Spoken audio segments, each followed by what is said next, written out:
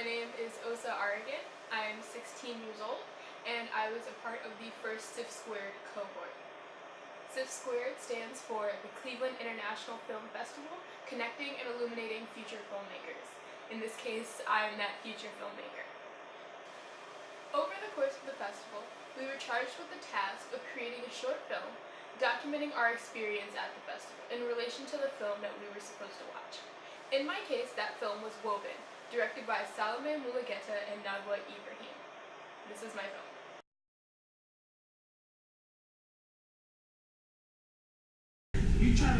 Go over there to the mayor. Get the mayor. We gotta get the mayor. There she is. Go close to her. No, I'm recording you. Don't record me. No, we're recording you. We're recording you, recording us.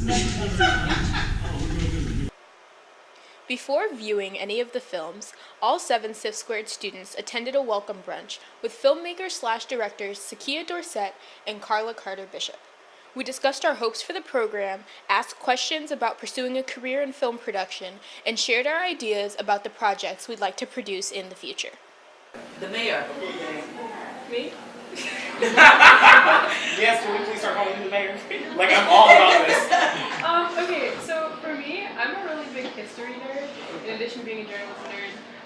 And one of the things that's consistently bothered me throughout my education is we learn about African American history, and it's very specific to slavery and the 60s, and sometimes the 70s, but you know, that's kind of radical. And then we touch on queer history, and it's straight white people, and it's Stonewall and AIDS. We talk about women's history, and it's the 1920s.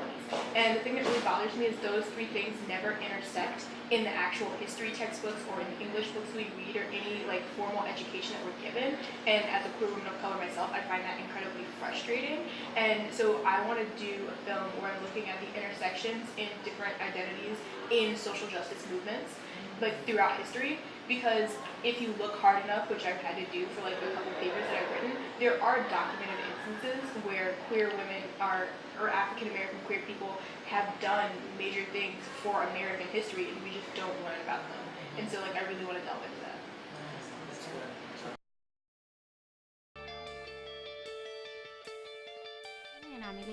Nice to meet you. Logan Thompson. What's wrong with my baby? He has post-traumatic stress disorder. So Kobe, is it gonna feel to be talking to a counselor, huh?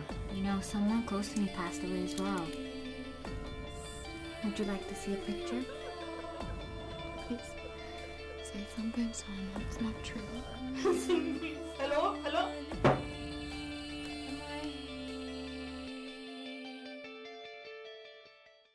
The story is about an Ethiopian American family living in New York whose lives get intertwined with a white American family after a tragedy happens.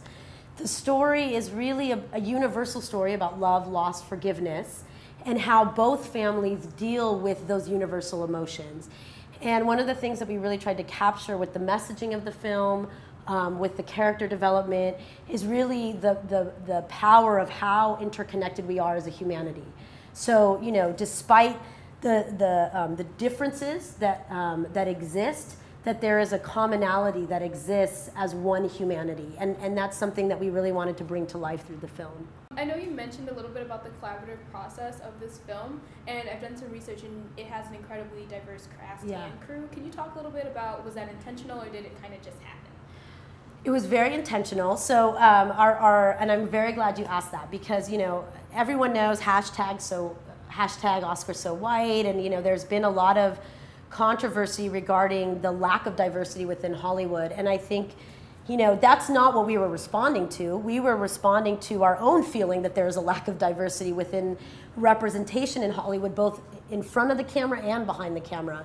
And because this film really is about a celebration of diversity and a celebration of the spirit of humanity and the commonality of humanity, we wanted to make sure that that message was represented not just in front of the camera, but also behind the scenes and behind the camera. And again, for us, Woven isn't just about a film that you see on the screen. It's really about kind of, I mean, I don't want to over dramatize, but it is about a movement. It's about a movement within film to really make sure that we demand diversity in front and behind the camera, because otherwise we can't get the stories of humanity properly reflected. And that is something that film can celebrate. And unless we push for that, it won't. Do you know what I mean? And so for us, it was absolutely a priority.